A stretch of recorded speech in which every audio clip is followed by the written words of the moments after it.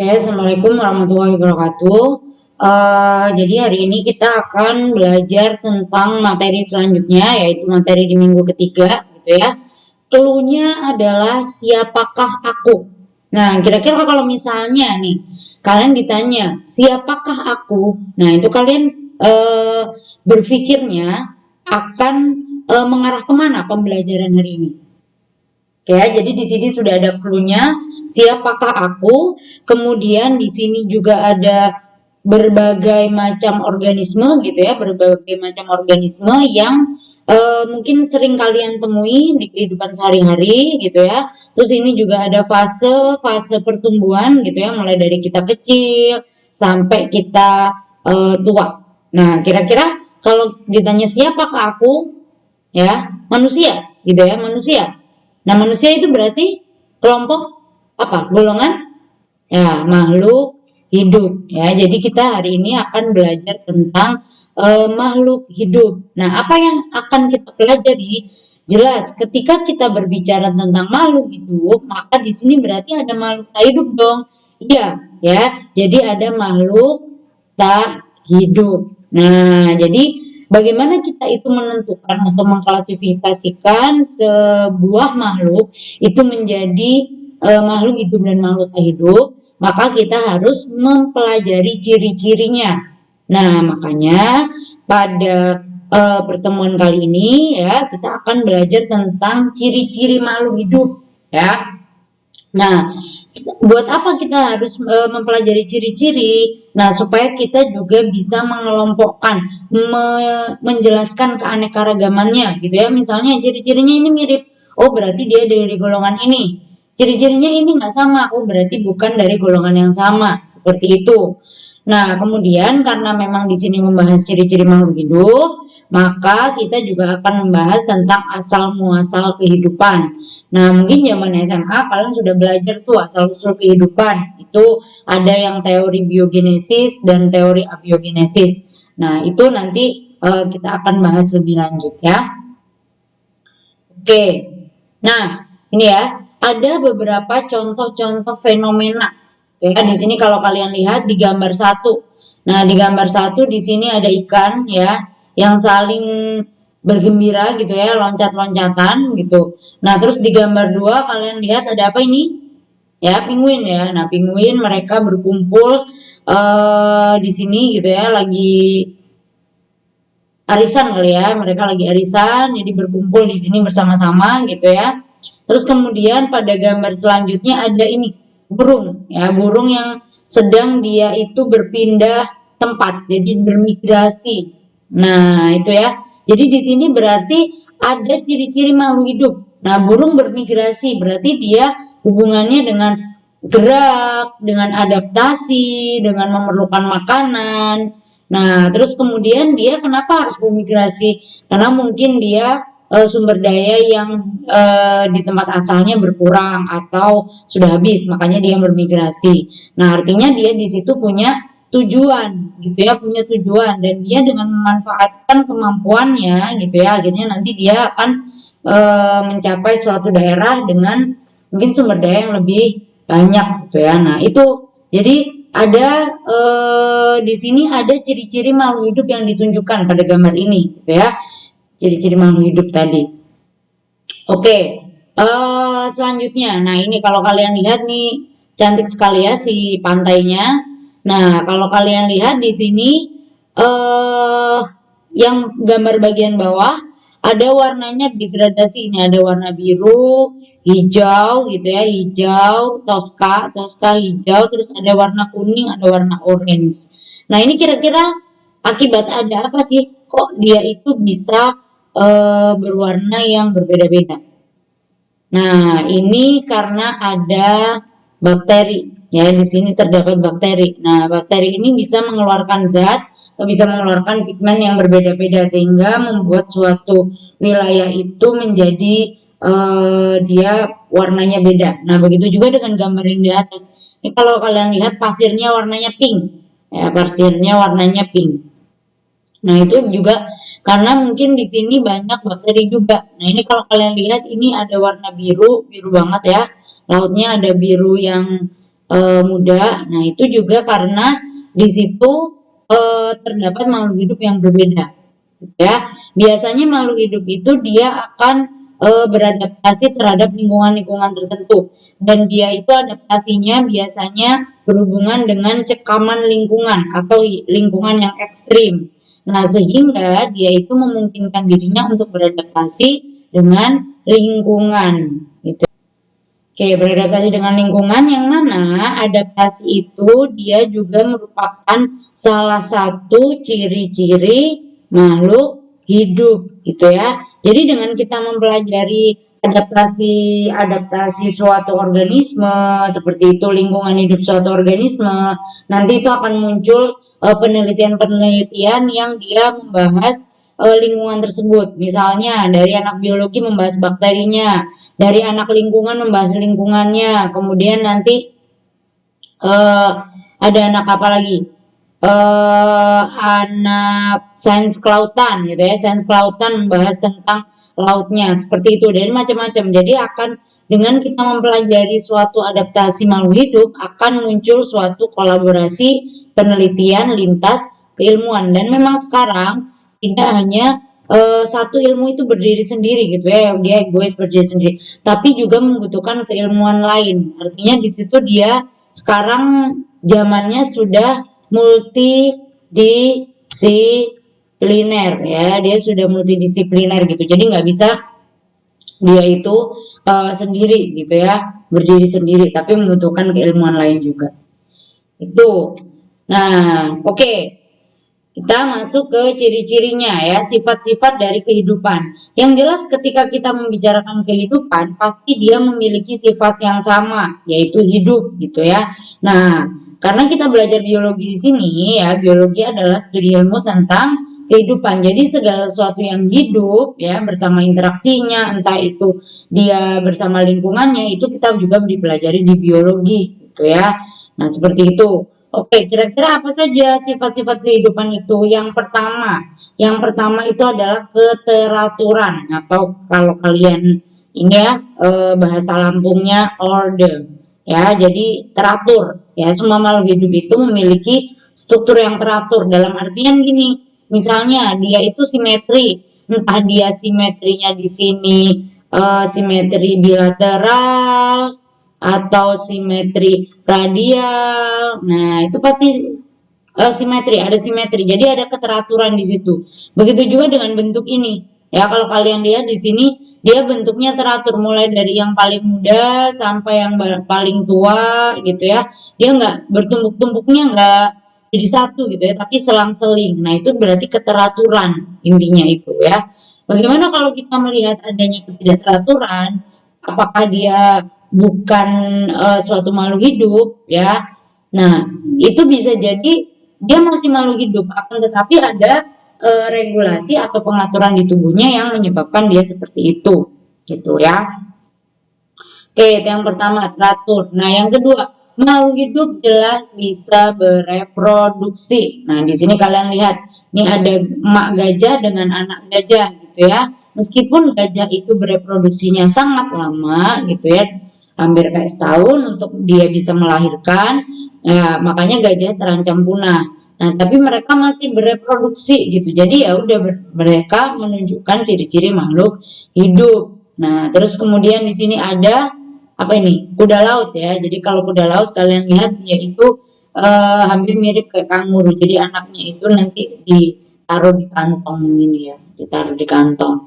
Itu, dan cara reproduksi setiap organisme itu pasti berbeda-beda ya, tergantung jenis organismenya. Misalnya di sini kalian tahu ini apa? Gambar apa? Ya, cocor bebek ya. Cocor bebek. Nah, dulu zaman kalian SD mungkin udah tahu gitu ya.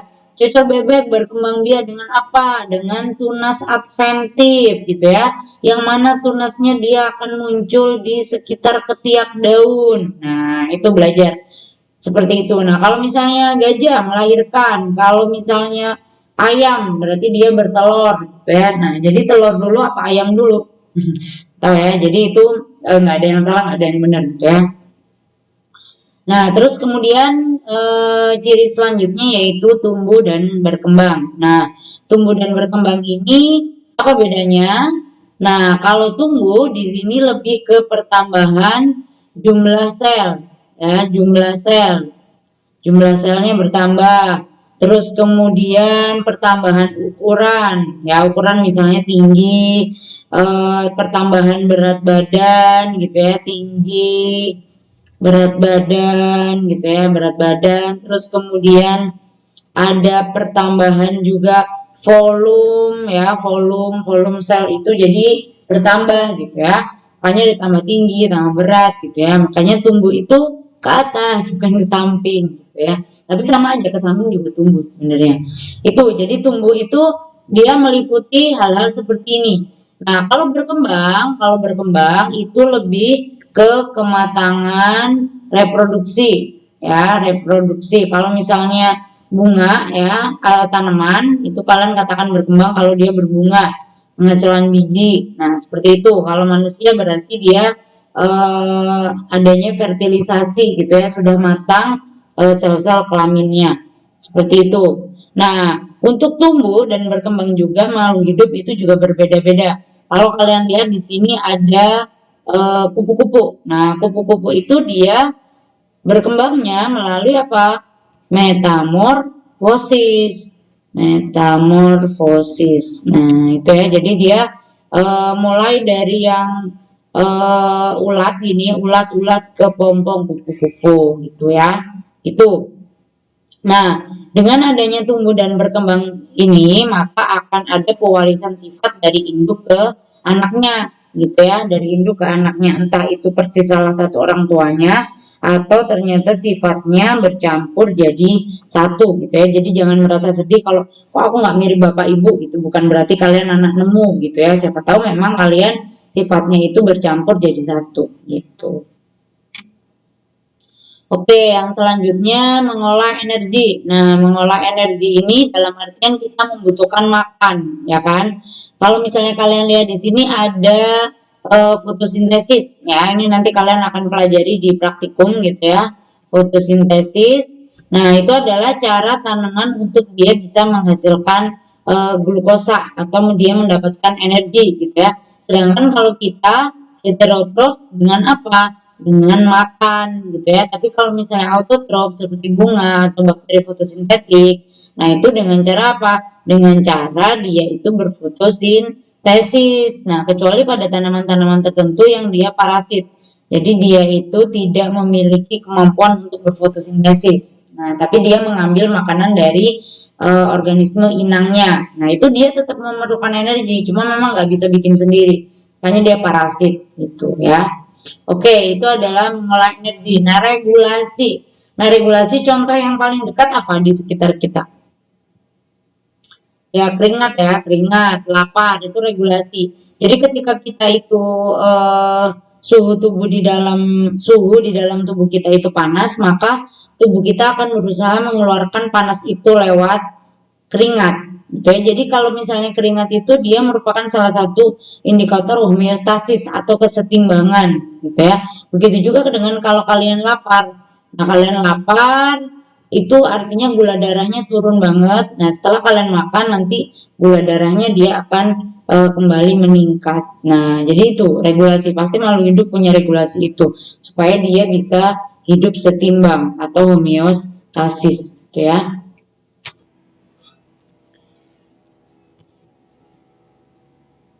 Oke, kita lanjutkan ya. Jadi selanjutnya ciri-ciri dari makhluk hidup adalah merespon lingkungan gitu ya. Jadi merespon terhadap suatu rangsangan gitu ya, suatu stimulus. Nah, ini contohnya kalau misalnya di sini ada tanaman apa? Ya, tanaman Venus ya. Jadi dia itu bisa menangkap serangga. Jadi di dinding-dinding dari tanaman ini dia itu ada suatu senyawa lengket gitu ya. Jadi ketika ada serangga kesasar ya, tersasar terbang di sini maka dia akan terperangkap. Untuk apa tanaman Venus itu perlu menangkap serangga? Karena dia menggunakan serangga itu sebagai sumber N-nya, sebagai sumber proteinnya, gitu ya. Sama kalau misalnya kita kena panas juga kadang-kadang, aduh panas silau, gitu ya. Nah itu merespon terhadap suatu stimulus. Ini Putri Malu ya, sering banget kalau kalian ketemu Putri Malu pasti semuanya kalian pegangin gitu ya, karena dia menunjukkan respon yang langsung seketika itu. Nah, itu ya, berarti itu adalah ciri-ciri suatu makhluk hidup. Jadi kalau misalnya teman kalian cubit terus dia diem aja gitu, nah kalian bertanyakan dia itu memiliki respon terhadap lingkungan atau enggak, terhadap stimulus atau tidak. Nah, seperti itu ya. Itu. Nah, terus kemudian adaptasi. Nah, adaptasi secara evolusi. Nah, ini maksudnya seperti apa? Nah, ini ada dua contoh nih, dua contoh sederhana. Kalau kalian lihat, contoh yang pertama adalah eh, serangga ya. Jadi dia sejenis serangga. Nah, serangganya itu dia memiliki sayap yang mirip dengan dedaunan tempat dia bermain, ya dalam tanda kutip tempat dia bermain. Nah, kenapa supaya seperti itu? Ini adalah merupakan salah satu adaptasi untuk apa? Untuk dia bisa mengelabui musuhnya, gitu ya. Nah, mungkin awalnya tidak semirip ini dengan daun gitu ya, tapi lama-kelamaan ketika dia itu mengembangkan adaptasi dan dia mimikri dengan lingkungannya itu, maka dia akan mengembangkan suatu adaptasi yang lebih baik. Nah, yang mana adaptasi-adaptasi tersebut dia akan diturunkan ke generasi selanjutnya, sehingga generasi selanjutnya dia akan memiliki karakteristik yang mirip juga dengan induk-induk sebelumnya. Nah, itu ya. Jadi adaptasi itu kalau kita runut dari zaman dulu sampai sekarang itu merupakan juga hasil dari proses evolusi. Jadi survival of the fittest, artinya siapa yang bertahan dia yang kuat, dia yang bertahan gitu. Kalau misalnya tidak bisa beradaptasi, contohnya seperti apa? Dinosaurus ya, golongan dinosaurus itu mereka tidak bisa beradaptasi dengan perubahan lingkungan yang ekstrim zaman dulu, sehingga mereka tidak bisa bertahan gitu ya. Reptil zaman purba yang masih bisa bertahan sampai sekarang itu apa? Komodo ya, jadi komodo yang masih bisa bertahan. Tapi sebenarnya seru ya kalau misalnya masih ada dinosaurus gitu. Kalian misalnya anak asrama tuh mau ke gedung Laptek kan jauh gitu ya, naik Tyrannosaurus kayak gitu. Kan enak ya, di kita kan hijau gitu. Jadi pas gitu untuk tempat memelihara atau tempat buat Jurassic Park gitu ya. Nah, itu. Nah, terus kemudian nah ini nanti coba kalian komen di kolom komentar ya. 5 contoh makhluk hidup yang paling dikenal. Jadi yang kalau misalnya kalian berpikir tentang makhluk hidup, kalian langsung inget sama si dia gitu ya. Si dia itu, yang itu gitu ya. Nah, itu. Terus kemudian kalian contoh 7 karakteristik utama dari makhluk hidup yang kalian temukan itu. Nah, ini mungkin nggak usah 5 gitu ya, atau 2. Nah, dari 2 ini kalian cari karakteristik yang paling unik di situ. Itu silakan komen di kolom komentar ya. Oke, nah sekarang kita sudah tahu ciri-cirinya, maka kita akan ke keanekaragaman makhluk hidup. Nah, kenapa kita itu perlu tahu tentang keanekaragaman makhluk hidup ya? Ya supaya kita tahu mengelompokkannya atau menggolongkannya suatu makhluk hidup itu di mana, gitu ya. Nah, di muka bumi ini masih sangat banyak makhluk hidup yang justru belum ditemukan penggolongannya gitu ya. Jadi dia masuk golongan mana itu belum tahu ya. Jadi masih sangat banyak. Jadi ketika nanti kalian menemukan spesies baru itu bisa diberi nama dengan nama kalian gitu ya. Nah, ilmu yang mempelajari tentang pengklasifikasian itu disebut dengan taksonomi gitu ya. Jadi mulai nanti kalian mengidentifikasi, mengklasifikasi, memberi nama spesies gitu ya. Sehingga nanti akan kalian kelompokkan ke dalam genus yang sama kah, famili yang sama, ordo yang sama dan sebagainya. Itu ya. Nah, kalau sekarang yang dipakai adalah sistem domain. Nah, ini kalau kalian lihat ada 3 domain. Nah, domain yang pertama ada bakteria, ada archaea, dan ada eukariota. Nah, jadi sebenarnya archaea ini juga prokariot. Hanya saja dia memiliki ciri-ciri yang mirip dengan eukariot. Nah, apalagi juga materi genetiknya dia tidak sama persis seperti bakteria. Makanya dia tidak dimasukkan ke dalam satu domain dengan bakteria.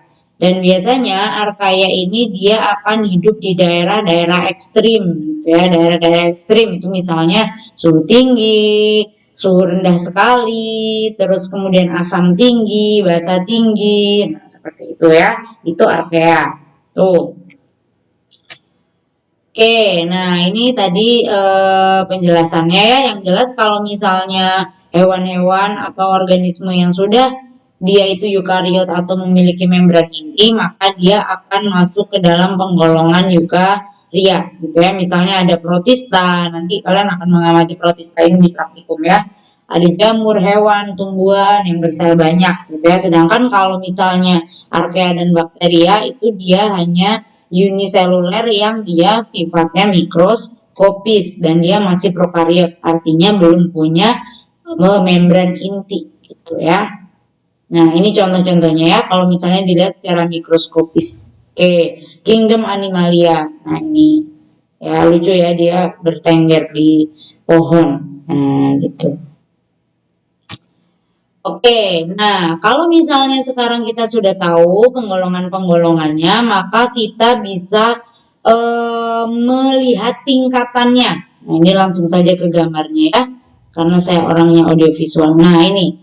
Jadi kalau misalnya kalian lihat di sini, ini adalah tingkatan kehidupan dari yang tertinggi sampai terendah. Sebenarnya ada lagi selanjutnya habis slide ini ya. Nah, kalau kalian lihat di sini ada biosfer. Nah, jadi kalau kalian mungkin berteman dengan anak-anak SAP ya, Science Atmosphere Keplanetan, nah mereka ada stratosfer, toposfer, belakang-belakangnya fer-feran ini. Nah, kalau biosfer berarti dia adalah lapisan yang dihuni oleh makhluk hidup. Ya, jadi semuanya yang ada di bumi, lapisan yang di bumi yang dihuni oleh makhluk hidup namanya biosfer. Nah, biosfer ini terdiri dari komunitas dari ekosistem-ekosistem yang banyak sekali ekosistemnya, gitu ya. Nah, kemudian ekosistem itu disusun oleh apa? Oleh komunitas, ya, oleh komunitas. Nah, sedangkan komunitas itu terdiri dari apa? Terdiri dari beberapa populasi. Populasi anggotanya siapa? Anggotanya organisme, ya, anggotanya organisme. Organisme itu masih kita bongkar lagi menjadi yang lebih kecil, ya, menjadi yang lebih kecil. Selain organisme, nah organisme itu supaya dia bisa berfungsi dengan baik, maka dia itu tersusun oleh sistem organ. Nah, sistem organnya itu berarti sudah berfungsi. Nah, sistem organ disusun oleh apa? Oleh organ. Nah, organ-organ yang berkumpul jadi satu, mereka berfungsi itu disebut sistem organ. Sedangkan organ sendiri itu tersusun oleh jaringan, ya, jaringan yang berbeda-beda. Nah, jaringan tersusun oleh sel. Nah, sel-sel yang sama berkumpul dia membentuk jaringan. Kemudian sel itu di dalamnya kita lihat ada organel, ada inti sel gitu ya. Yang mana di dalam inti sel ini terdapat molekul DNA yang kalian pelajari minggu kemarin, itu tentang struktur kimiawinya, tentang atomnya gitu ya. Jadi kalau misalnya kalian sudah tahu ini, berarti kalian harus bisa mengurutkan dari mulai terkecil sampai terbesar, atau dari terbesar ke yang terkecil. Nah, itu harus tahu urutan dan tingkatannya, gitu ya. Urutan dan tingkatannya itu harus tahu. Nah, ini contohnya kalau misalnya populasi, ya, populasi yang dia itu sudah beradaptasi dengan lingkungannya. Di sini kalau kalian ada sama-sama tikus ya, sama-sama jenis tikus, tapi di sini dia memiliki warna rambut yang berbeda. Rambut ya, bukan bulu ya. Kalau bulu kan bulu ayam. Nah, dia warnanya lebih terang karena mengikuti lingkungan sekitarnya. Coba kalau misalnya tikus yang coklat ini hidup di daerah sini. Nah, dia hidup.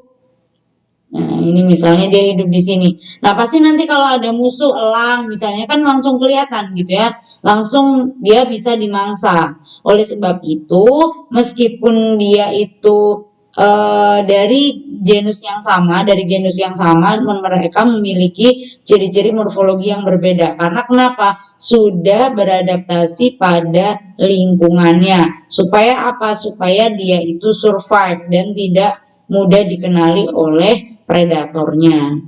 Tuh ya, jadi itu penting. Makanya kalian juga di tahun pertama sangat perlu untuk beradaptasi. Untuk apa? Untuk bisa survive gitu ya. Sebenarnya tidak hanya butuh pinter dan rajin gitu ya, tapi bagaimana kalian bisa menempatkan diri di suatu lingkungan, bisa beradaptasi itu juga penting ya, penting untuk kalian bisa survive gitu ya. Nah, oke, kita lanjutkan asal muasal kehidupan. Ya, yang kalian tahu kan ada biogenesis, abiogenesis itu ya. Nah, ini sama ya. Jadi nggak ada yang benar, nggak ada yang salah. Jadi kalian bisa melihat dari sisi mana gitu ya. Kira-kira kok percaya abiogenesis sih, kok percaya biogenesis sih itu salah gitu. Nggak boleh seperti itu gitu ya. Mereka itu memunculkan suatu teori ya, memunculkan suatu teori itu pasti melalui suatu percobaan, pasti melalui suatu alasan tertentu yang kuat sehingga muncul teori tersebut. Nah, oke, kita lihat pertama teori abiogenesis. Nah, ini penganutnya adalah Aristoteles dan John Needham. Nah, mereka adalah penganut teori abiogenesis yang mana di sini ada A itu di biologi berarti tidak ya, tidak bio berarti makhluk hidup, genesis pembentukan. Berarti pembentukan makhluk hidup tidak berasal dari makhluk yang hidup atau dia berasal dari makhluk mati atau benda mati. Kayak misalnya ikan dan katak berasal dari lumpur, tiba-tiba ada aja muncul itu ikan dan katak. Nah, cacing berasal dari tanah. Nah, itu adalah teori abiogenesis gitu ya. Nah, terus kemudian di sini ada percobaan Aristoteles generatio spontanea gitu ya, yang kemudian dia disempurnakan lagi gitu ya, disempurnakan lagi oleh Anthony van Leeuwenhoek ya, yang menemukan mikroskop itu. Kemudian dia ada John Needham juga pada 1700-an dia melakukan percobaan dengan merebus air kaldu yang berasal dari sepotong daging. Kemudian nanti setelah didiamkan dia menjadi kru. Nah, itu makanya dia berpikiran oh berarti dia berasal dari makhluk hidup dong, makhluk hidup. Nah, itu ya. Nah, ini. Nah, itu tadi kalau yang abiogenesis. Nah, sekarang contohnya tokoh-tokoh yang menganut biogenesis. Ada Francisco Redi, ada Spallanzani, dan ada Louis Pasteur. Nah, di sini sebenarnya yang berbeda apanya? Yang berbeda adalah perangkatnya. Kalau kalian lihat di sini antara Spallanzani dan Pasteur itu mirip ya. Jadi ada yang dipanaskan, kemudian sama-sama kaldu gitu ya. Tapi kalau Louis Pasteur dia pakai tabung leher angsa gitu ya. Kalau Spallanzani enggak. Nah, kalau Francisco Redi gimana? Francisco Redi hanya ada daging, ada yang ditutup dan enggak ditutup. Ternyata yang enggak ditutup nanti muncul belatung, gitu ya, muncul belatung. Nah, itu ya. Jadi di sini adalah kalau Spallanzani dan Pasteur itu yang berbeda adalah perangkatnya, gitu ya. Kalau misalnya dengan Francisco Redi itu dia perlakuannya, gitu ya. Karena di si Redi ini dia nggak dibakar, gitu ya, nggak dibuat kaldu. Tuh. Nah, jadi kalian terserah ini mau percaya pada siapa, gitu ya. Yang jelas percaya sama yang di atas, gitu kan. Nah, jadi bukan gitu maksudnya di sini. Teori itu muncul karena memang suatu percobaan. Jadi kalian tidak bisa menjudge bahwa ini benar, ini salah. Kecuali kalau misalnya kalian juga melakukan suatu percobaan yang mungkin menguatkan atau membantah teori yang sudah ada. Nah, itu baru boleh ya dilakukan. Oke, nah ngomong-ngomong tentang teori evolusi gitu ya, tadi kan misalnya adaptasi itu juga melalui suatu proses evolusi, yaitu perubahan yang sangat lama dalam jangka waktu yang lama juga gitu ya. Nah, dengan adanya evolusi ini, itu kita dapat menjelaskan keanekaragaman yang ada di bumi ini. Misalnya, contohnya pada burung finch. Burung finch itu kan dulu dia jenis paruhnya nggak banyak. Nah, setelah dia bermigrasi, dia memiliki jenis paruh yang banyak sekali. Nah, itu karena itu ada proses di situ adaptasi, ada proses evolusi seperti itu. Nah, untuk kita bisa yakin bahwa itu mengalami evolusi atau enggak, nah para ilmuwan itu membandingkan strukturnya. Nah, ada namanya homologi organ. Nah, homologi organ, jadi dia itu memiliki struktur yang mirip, akan tetapi memiliki fungsi yang berbeda-beda, gitu ya. Nah, misalnya kalian lihat di sini ada sayap burung, kemudian ada tangan manusia, ada kaki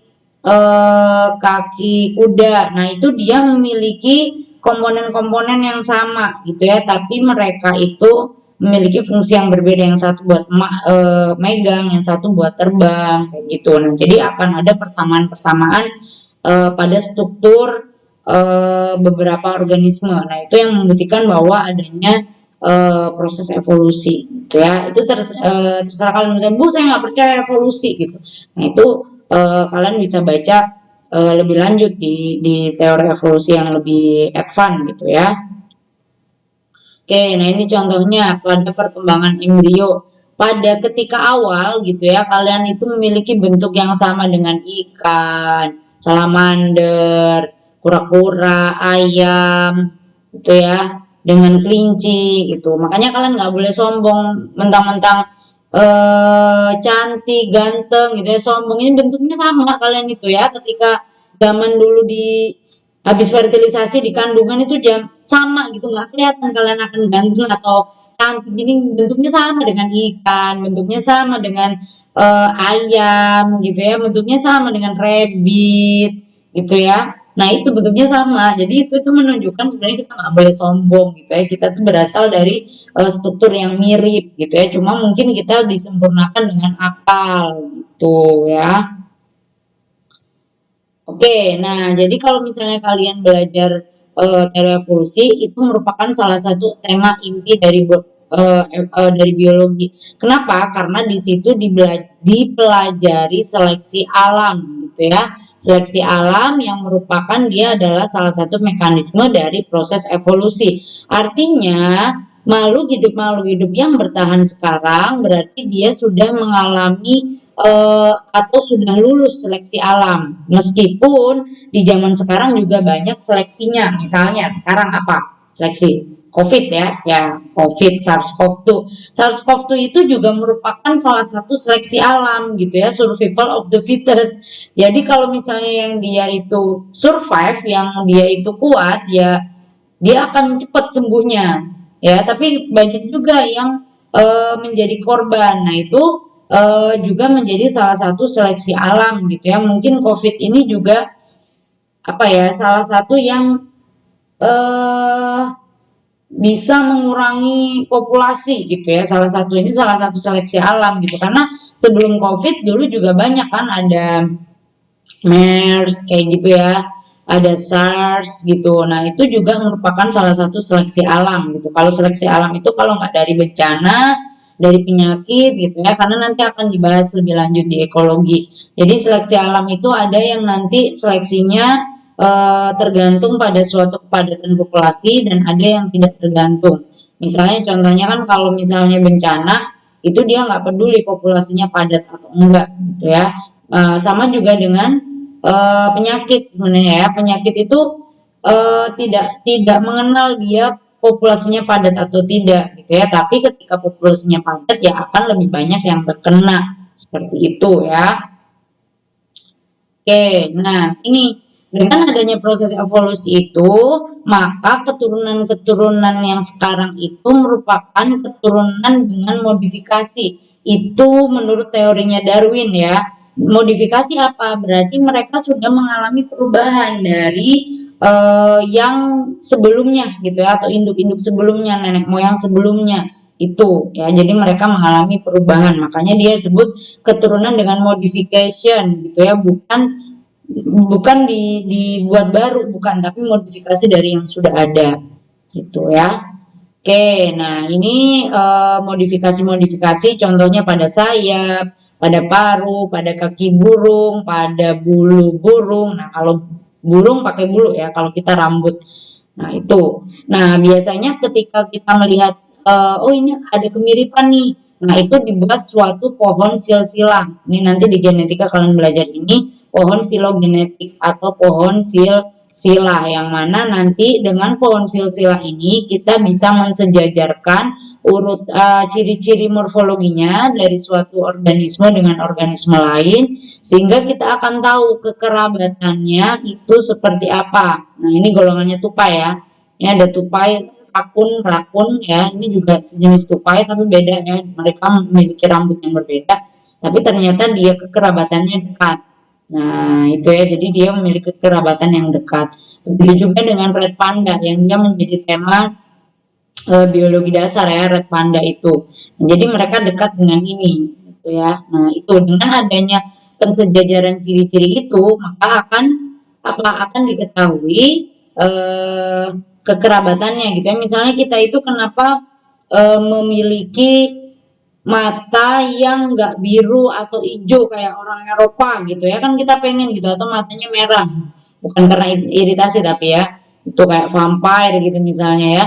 Nah, itu kenapa? Karena kita tidak dekat kekerabatannya dengan orang-orang yang di Eropa itu gitu ya, tapi kita dekatnya dengan mana?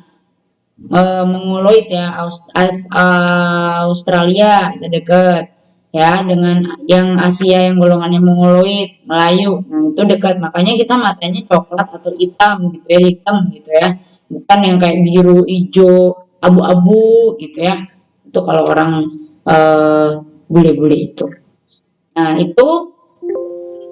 Nah, untuk penjelasan tentang ciri-ciri makhluk hidup sampai situ. Jadi kira-kira ketika kalian nanti akan ada pertanyaan gitu ya, akan ada pertanyaan, silakan ditanyakan di kolom komentar, nanti kita bisa diskusi di sana. Oke, cukup sekian. Terima kasih perhatiannya. Semoga ilmunya bermanfaat. Assalamualaikum warahmatullahi wabarakatuh.